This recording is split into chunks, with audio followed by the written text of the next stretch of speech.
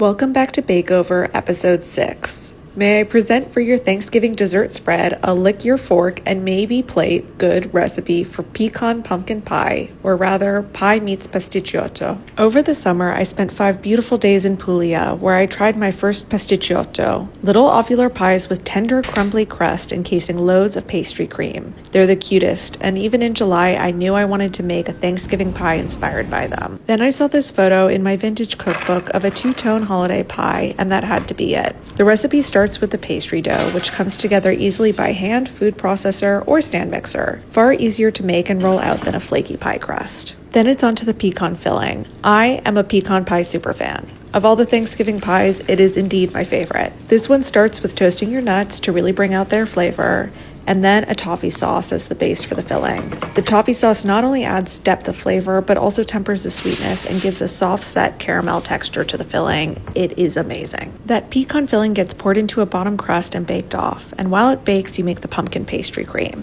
It's just like a normal pastry cream, but with reduced pumpkin puree for a more pumpkin-forward flavor and added spices. Once the pecan layer cools, the pumpkin layer goes on top, followed by the final crust. I love making this recipe because the pastry dough is easier to make than a pie dough, and the recipe requires no blind baking, which can be a bit stressful, even for me. And the final result is pretty damn great. Less sweet than a classic pecan pie with layers of texture. Crumbly, buttery pastry, crisp nuts, chewy toffee filling, custardy pumpkin cream, served slightly warm with a cloud of whipped cream on top. You can find the recipe for this pecan pumpkin pasticciotto inspired pie on my Substack, Playing with Food.